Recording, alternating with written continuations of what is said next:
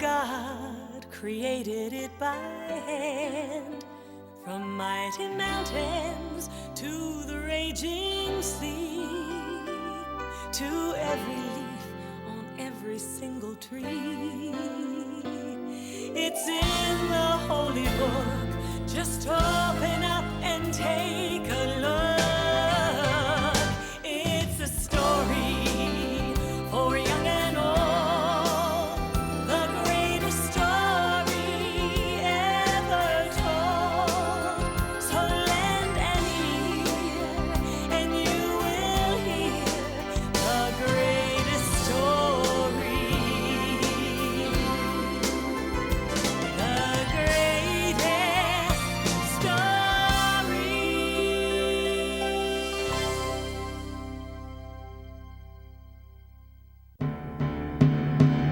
It was a very sad day when the king of Babylon surrounded Jerusalem with his army. His name was Nebuchadnezzar. Attack!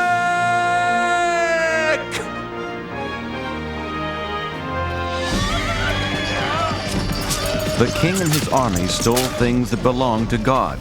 Then they destroyed his temple. The king then ordered that the stolen things be taken back to Babylon, but that was not all he stole.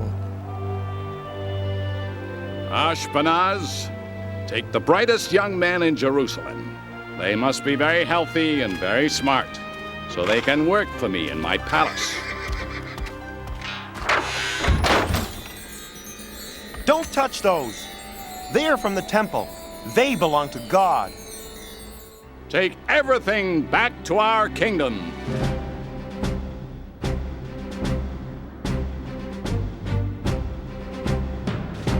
So the holy cups and plates belonging to God and Jerusalem's finest young men were carried hundreds of miles away to Babylon.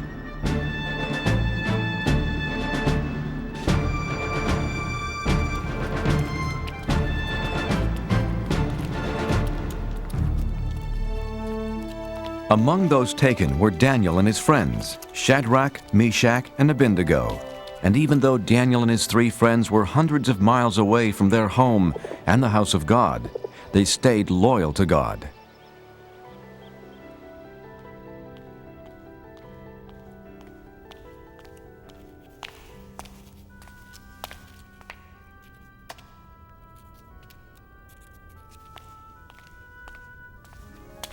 Are you studying hard? This is impossible. We'll never learn to read and write your language. God was with Daniel and his friends.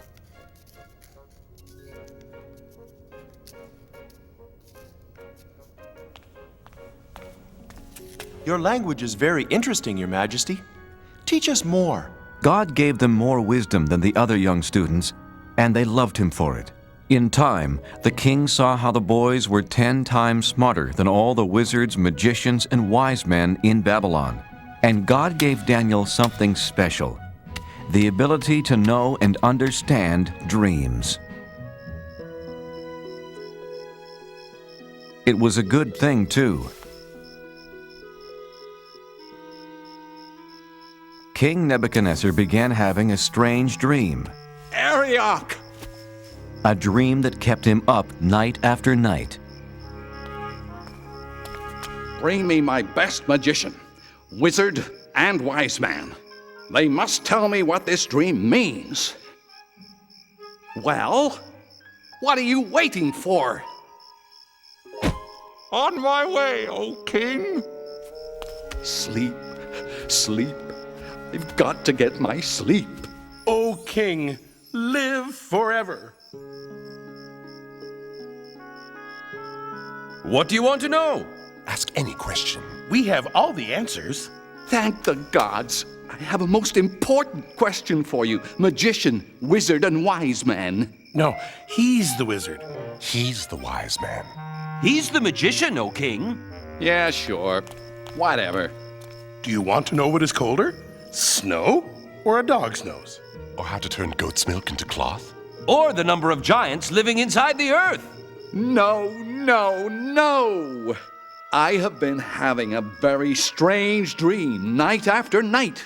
That's simple. Piece of cake. No problem. So tell me what it means. Okay, but tell us what your dream was. Then we'll tell you what it means. Oh, no. If you are so smart, first tell me what I dreamed, then tell me what it means. You want us to tell you what you already know? Then tell you what you don't know? But you'll know if we know what you already know? Yes, yes, yes. I knew you were smart. Are you kidding? No way. Forget it. Tell me what I dreamed right now, or I'll punish all of you. But no one on earth can do such a thing. Only the gods can tell you that. And they don't live on Earth. That's it. Now I'm mad. I'll not only punish the three of you, but Ariok! Get rid of all the wizards, magicians, and wise men in Babylon! Well, what are you waiting for? On my way, O king. Arioch went to Daniel's house. He told him about the king's order to punish every wise man in Babylon. Wait, Arioch. Please, don't harm anyone tonight. Daniel, you're my friend. I'll wait, but only until tomorrow morning. Let's pray, my friends. God must help us understand the king's secret dream. No one should be harmed over this. Wake up, Daniel. I've come to explain the king's secret dream to you. Thank you, God. Oh, king, there's someone here to tell you what your dream means. Impossible. Who could be smarter than my wizard, magician, and wise man? One of the captives from Judah. You can tell me about my dream? No, not I. Is this some joke, Arioch? But God in heaven can explain all secret things.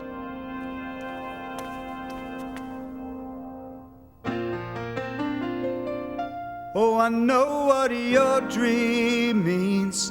I know what your dream means. God has told me to pass the word about what I've seen and what I've heard. It's a simple message, sir, with a truly holy theme. Oh, I know what your dream means.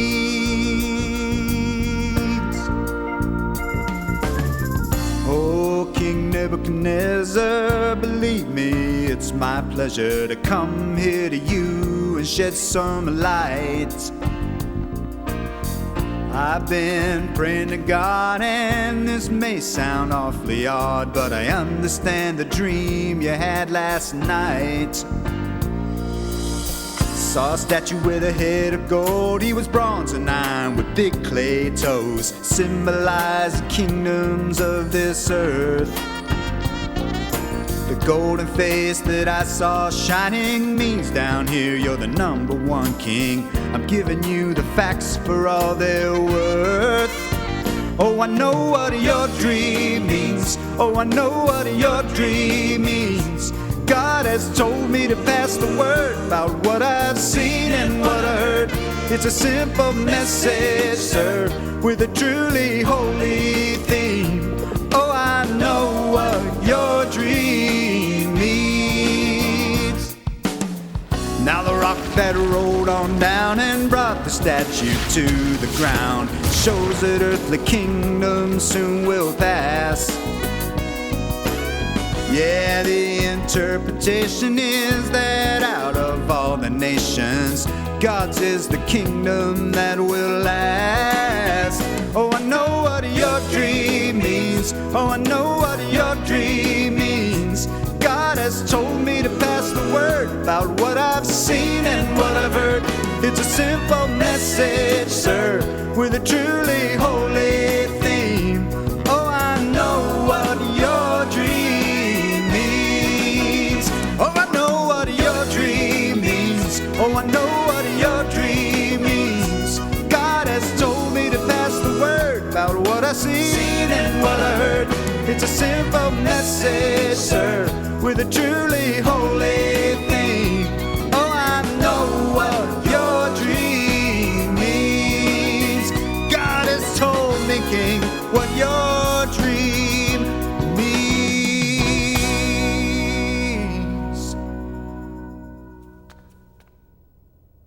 Exactly right. You are smarter than all of my wizards, magicians, and wise men put together. Not me, sire. God told me this secret. Not because I'm greater than anyone else, but so you can know what it means. But what does it mean? You're king for now, but neither you nor your kingdom will last forever. But God's kingdom will last forever. Your God is the God of gods, the King of all kings. Your God tells people things they can't possibly know. You deserve a reward. From this moment on, you will rule over Babylon for me and be in charge of all my wise men. O king, I beg you, do not punish them. Of course, anything you ask. What was your name again? Daniel, if I am to rule, I need help. I have 3 wise friends. Make Shadrach, Meshach, and Abednego leaders of Babylon as well. It shall be done, Daniel. Many years passed, and after King Nebuchadnezzar left the throne, his son Belshazzar became king. Daniel stayed in Babylon, and every day, 3 times a day, he faced Jerusalem and prayed to God.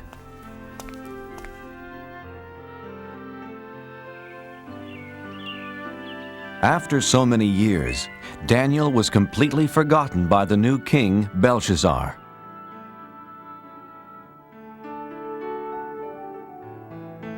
One night, King Belshazzar had a big party. The foolish king used cups and plates stolen from the house of God. Is everyone having fun? By drinking from the stolen cups, he dishonored God.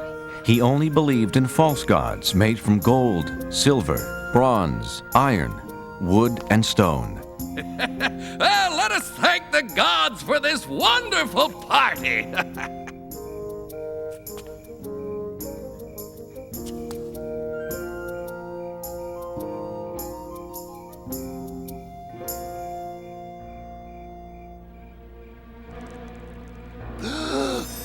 What is that?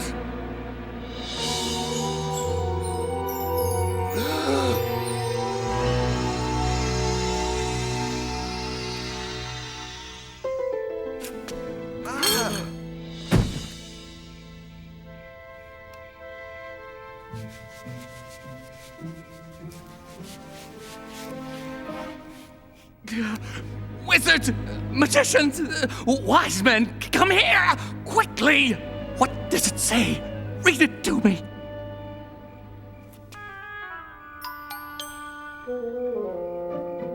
Many, meany, tickle person. Many, meany, tickle person. Tell you what, anyone who can read those words gets a gold chain. Eeny, meeny, tackle, parsnip. Eeny, meeny, tackle, parsnip. Eeny, meeny, tackle, parsnip. How about this? A fine purple robe fit for a king. I'll even make you 3rd highest ruler in my kingdom. Impossible. Infeasible. Inconceivable. Is there no one in my kingdom who can read these strange words? I know of someone, my son. Tell me, Mother, who is it? In the days of your father, this man had wisdom like the gods. Call for Daniel. Are you Daniel? The one who believes in the God who created heaven and earth? Look, the gold chain, the purple robe, and 3rd highest ruler in the kingdom. Everything is yours if you can read these words. King Belshazzar, Keep your gifts, or give them to someone else. Oh, then you can't read it either. But I can. And I will tell you what it says. Your father was so proud and stubborn he lost his kingdom. God rules over everything on earth, and he decides who will be king. You know all this, but you aren't sorry for the terrible things you've done.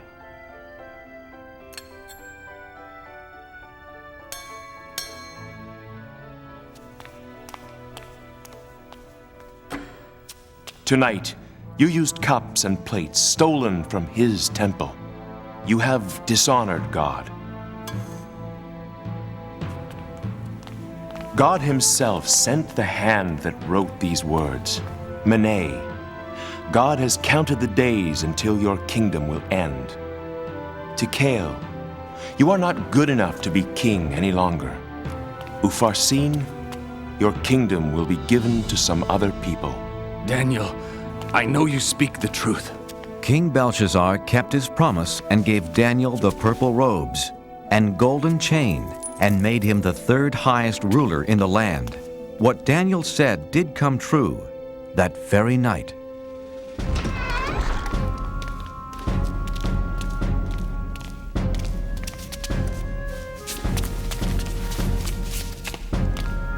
Another ruler, King Darius, took over the kingdom.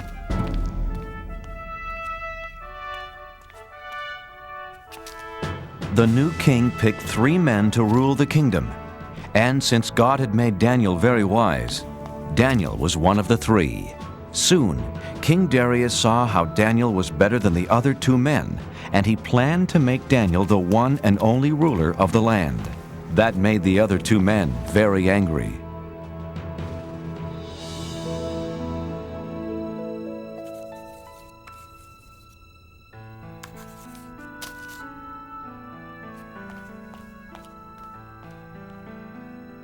The 2 mean wise men wanted to make Daniel look bad. But he always told the truth and was not lazy nor dishonest. We must make Daniel look bad. But how? He is just too good. I have an idea. Daniel really, really believes in his God. We will use that against him.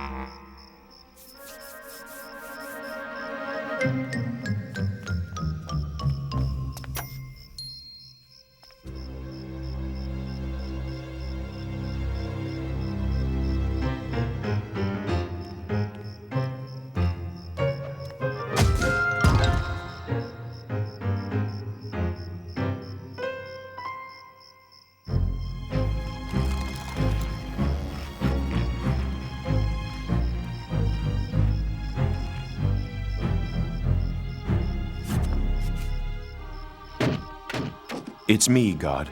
Daniel. I was right. Daniel faces Jerusalem and prays to his God 3 times a day. This plan will work. I can't wait to tell the king. Hey, it's my plan. I'll tell the king. Not if I get to him first. Why, you...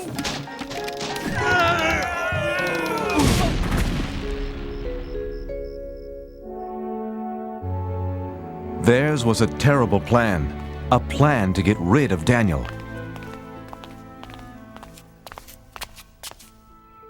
Oh, King Darius, you have many enemies. And we know how to find them. For 30 days, let's have a holiday throughout the kingdom. For 30 days, no one can pray to any god or any human except to you. I kind of like the sound of that. But here's the best part. If they don't pray to you, They must be your enemy.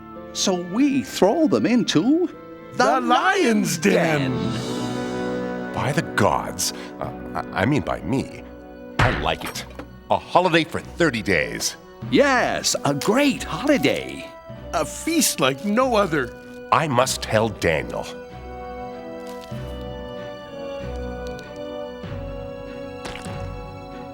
It's a wonderful new law. Daniel heard about the new law, but he was still loyal to God. He's breaking the king's new law. My plan worked. Daniel is praying to his God. Let's throw him into the lion's den. Wait, it wasn't your plan. It was my plan. Was not. I'm much wiser than you.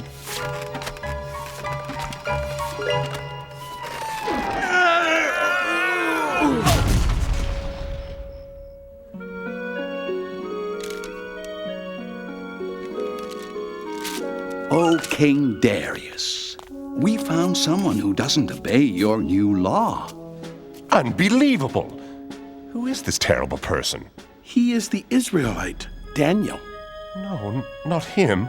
He prays 3 times a day to his God, just as he did before you made the law. Shall it be 2 lions or 3? I can't hurt Daniel.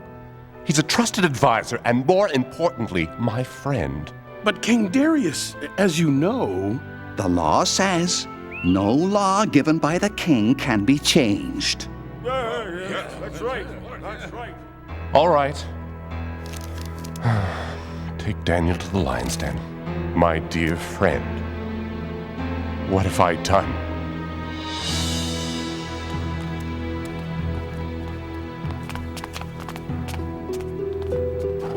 I'm sorry, Daniel. I don't want to do this. You have always been loyal to your God.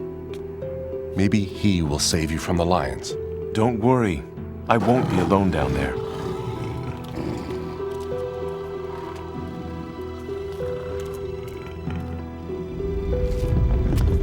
So that no one would move the stone and let Daniel out of the den, King Darius sealed the opening with his royal seal.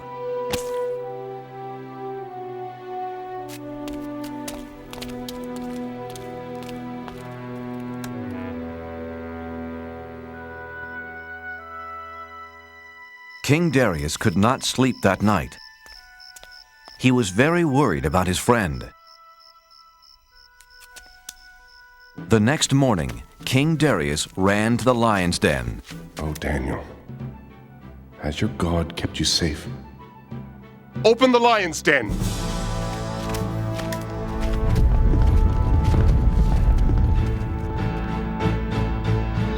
But there was nothing to fear. You're up early, King Darius. Daniel was safe and sound.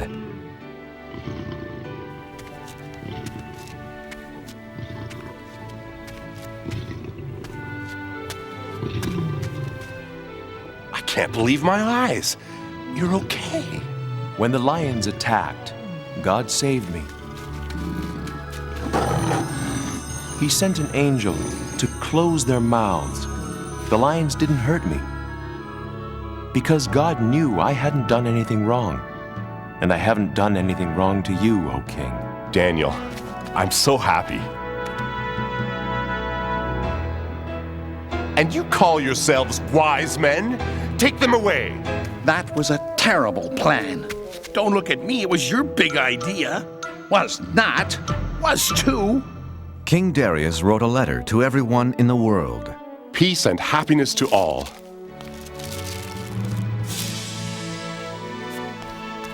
From now on, all of you will respect the God of Daniel. He is greater than any other God because he uses miracles to rescue and save people. Daniel continued working for King Darius and always stayed loyal to God. And God blessed him for the rest of his life.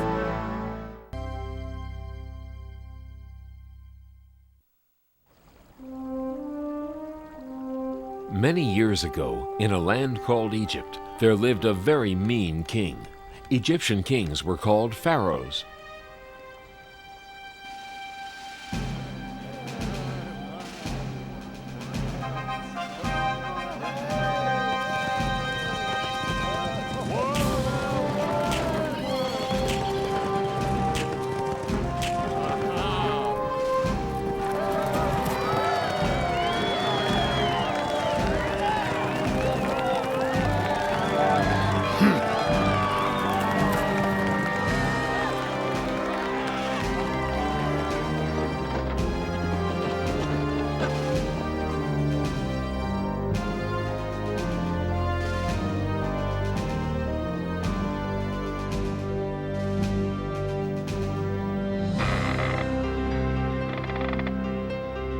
faster, better, more. The Pharaoh made all of the people of Israel living in Egypt work as slaves. They had to build the buildings and lift many heavy things. They had no time to rest and little to eat. They were not free, and they were very unhappy. But the worst thing of all was, one day the Pharaoh decided that the firstborn sons of the Israelites would be killed. Oh no! They won't get my baby. I'll find some way to save him. Jochebed, the mother of Moses, decided to float her baby down the river. Shh, don't be afraid. I won't let the Pharaoh hurt you. Your sister Miriam will be right here to make sure you're safe.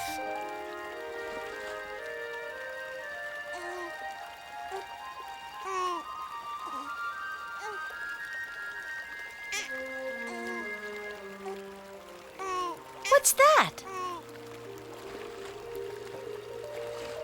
A baby. Oh, this poor baby needs a home. I'll take him to the palace and take care of him there. Excuse me, Princess. If you need a nurse for the baby, I know a good one who lives nearby. Her name is Jochebed. Thank you. Bring her to the palace.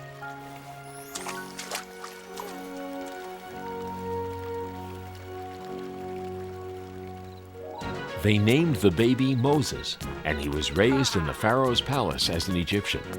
But Jochebed was near Moses while he was a child to teach him right from wrong. Ha! Moses, time for your lessons.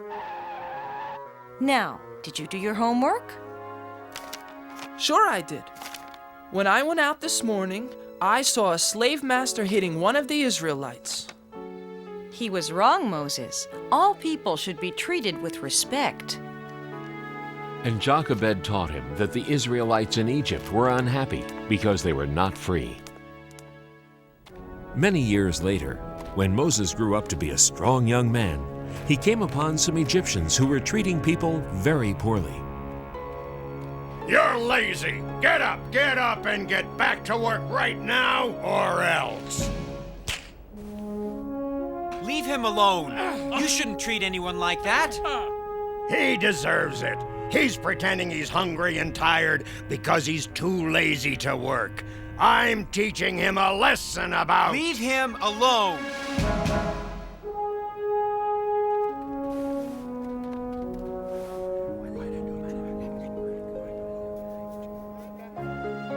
It was very unusual for someone to help an Israelite like that. Everyone told each other what happened. Moses was sure he had done the right thing. But he knew the Pharaoh would be very angry. So Moses left Egypt all by himself, knowing that he was really an Israelite. He wanted to go to another land where he would not have to see his people be treated so badly.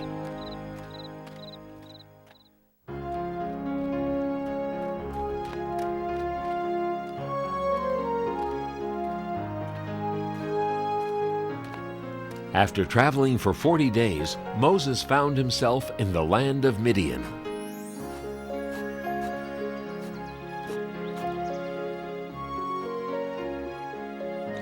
In Midian, Moses got married and had a family.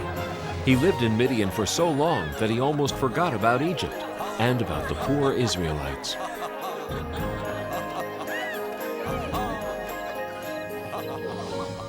Until one day, Moses was looking after a flock of sheep up in the hills, and it was there that he saw an amazing sight.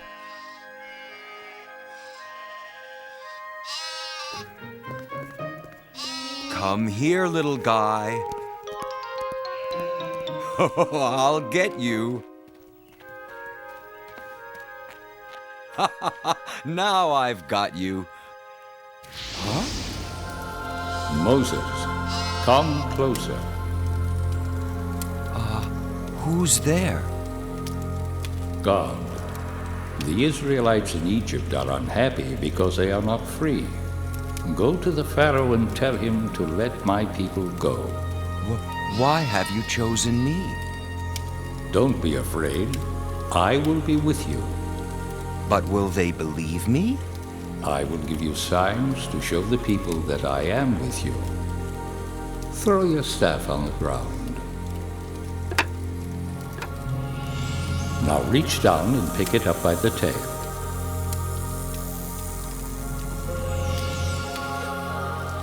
Trust me, the people will believe you. Now go.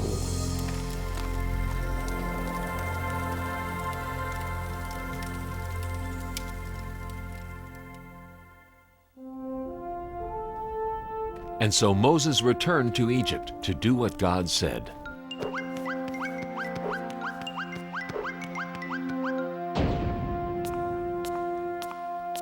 Are you Moses? I have heard about you.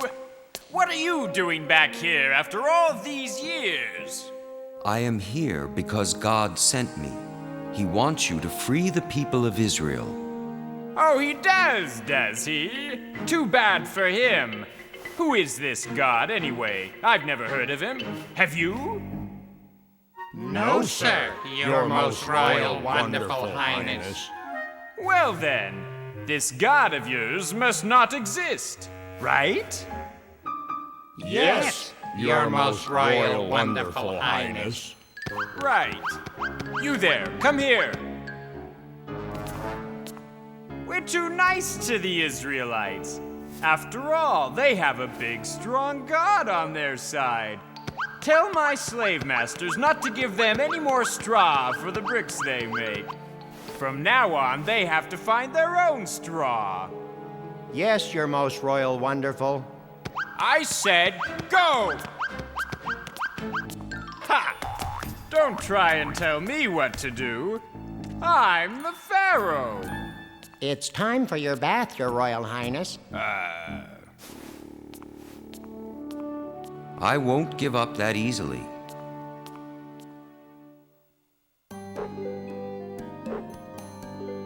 And so Moses returned. God wants you to let the Israelites go free. Oh, haven't we already done this? It'll take a miracle before I listen to another word you're saying. See the power of God, the only true and living God.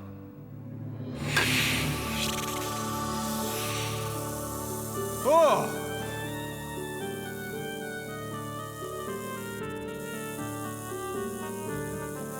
Silence! Nothing but foolish tricks. Besides, watch this.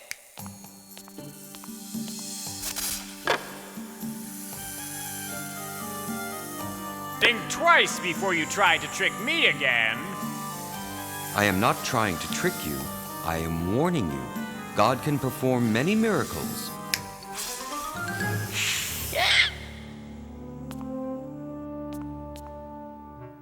Ha!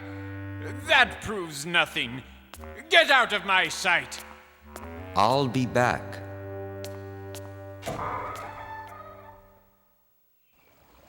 And the next morning, Moses did come back. Pharaoh, let the Israelites go free. If you do not, God will let plagues happen to Egypt. The plagues will bring very bad things. No! See for yourself the power of God.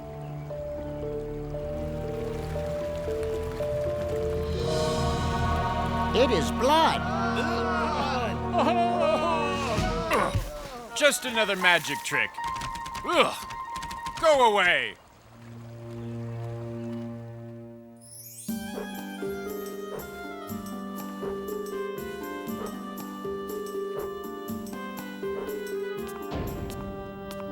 You again? What do you want now? Let my people go. If you don't, God will let frogs come all over the land. Frogs will sleep in your bed and eat your food and... Frogs? I love frogs. Why, when I was a little boy... never mind about that right now. Who cares about a few frogs? Get out of here. Ah!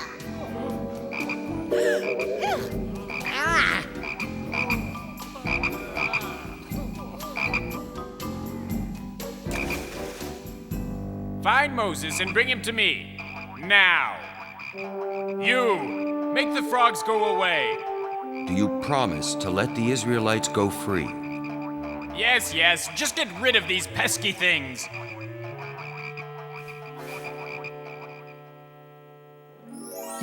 God made the frogs go away, but the Pharaoh didn't keep his promise. He did not free the people of Israel.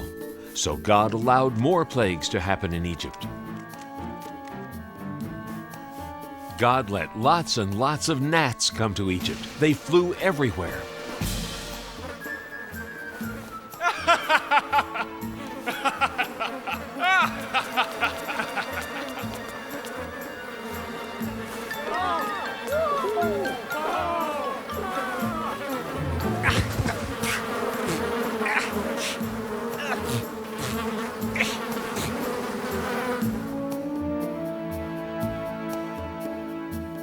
Flies flew everywhere.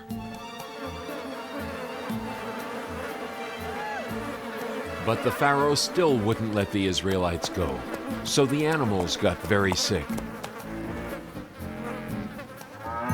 And then boils grew on the skins of the Egyptians.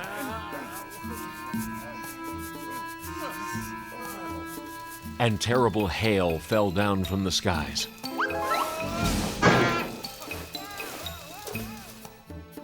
And the locusts came.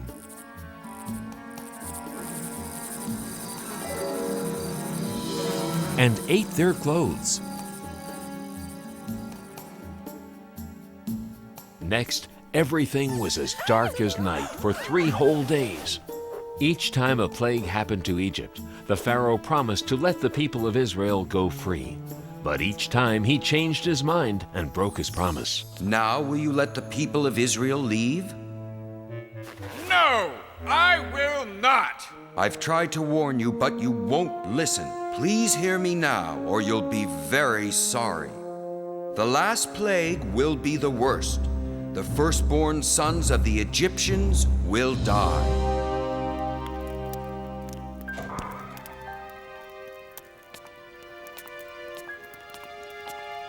What has your God done? He has taken my son from me. Leave Egypt at once and take your people with you. Moses told the Israelites to get ready to leave Egypt right away. He knew the Pharaoh might change his mind again, so they packed and left as fast as they could. I can't believe we're actually going. It's just as Moses promised. A land where we could be free. It seems like a dream. But it's not a dream. At last, we're on our way home.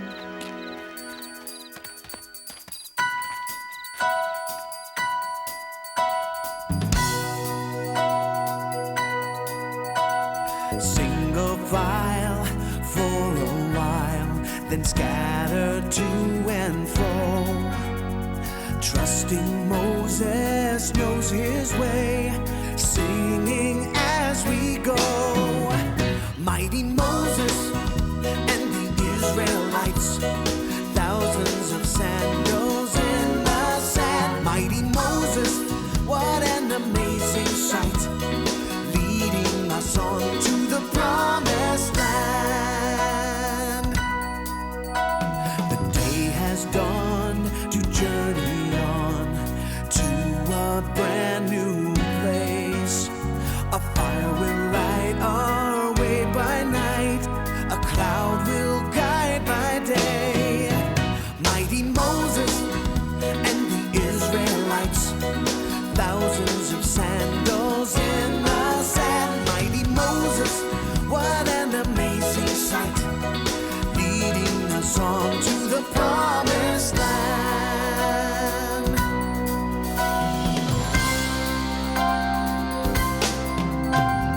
Hand in hand through desert sand, answering God's call, following our leader's lead to freedom for us all.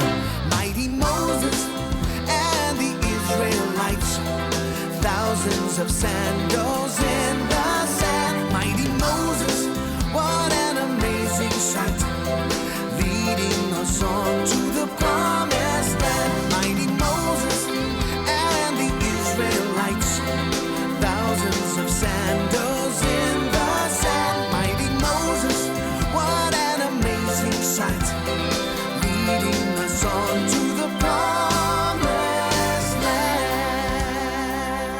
And so, finally, the people of Israel left Egypt on the way to their homeland, the land of freedom. By day, a pillar of smoke guided them. And by night, a pillar of fire showed them the way.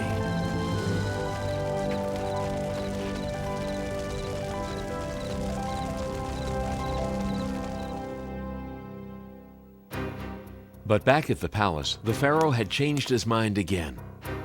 I was a fool to let them go.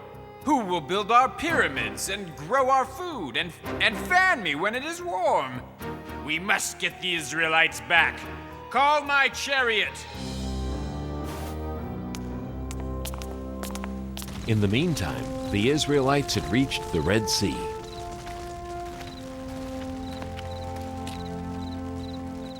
Moses, look behind us! The Pharaoh's army!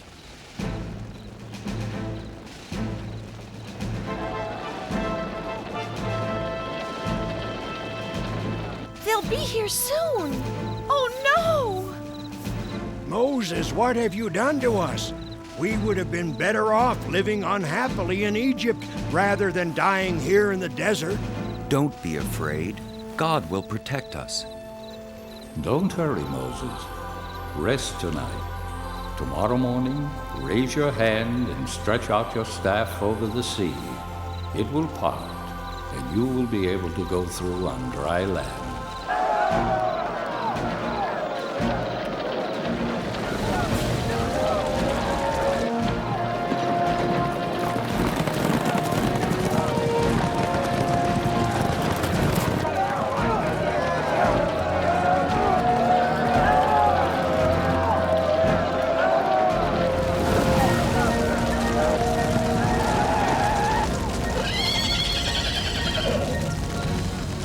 Stop!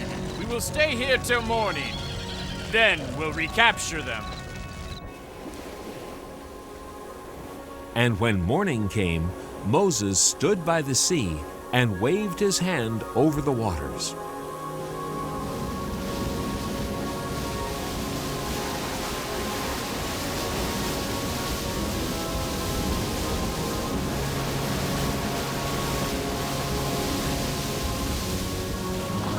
And the sea parted, just as God had promised. Come on, follow me.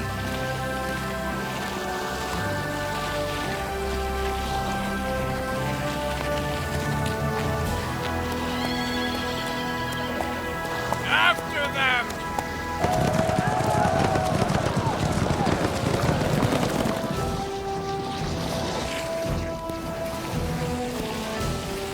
Here they come again. What are we going to do?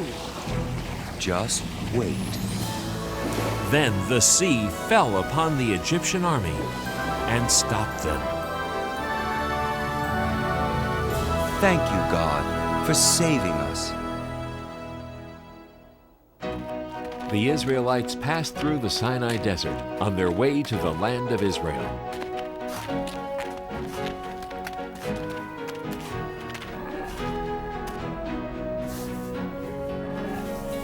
When they were hungry, God sent them food. Mother, look! What is it? It was sweet, tasty bread that God had sent to feed the people. The Israelites called it manna, which meant, "What is it?"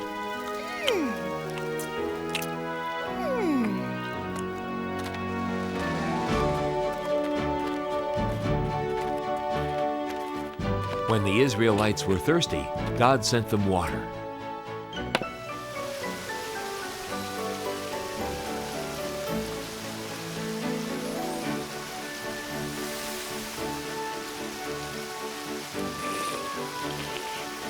I want milk instead.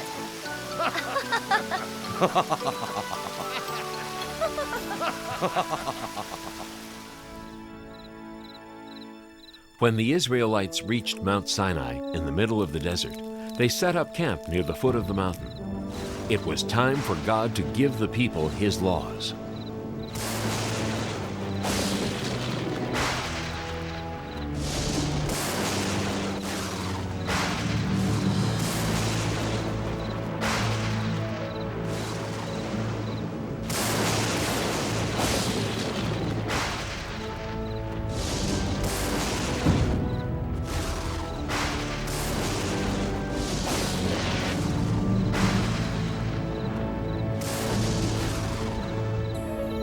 What is happening, Moses? What does God want? God is calling me. I am sure He has great plans for us.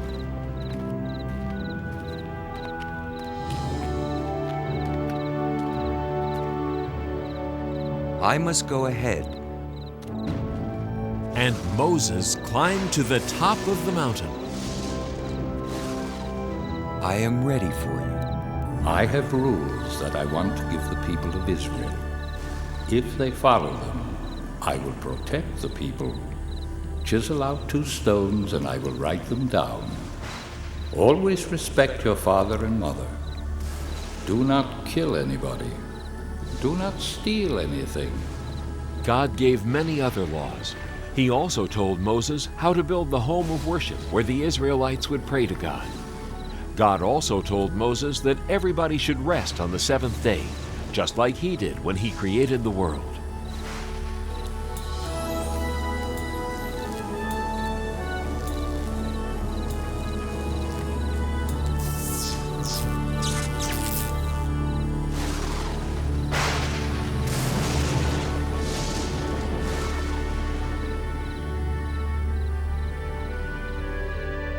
Thank you, God.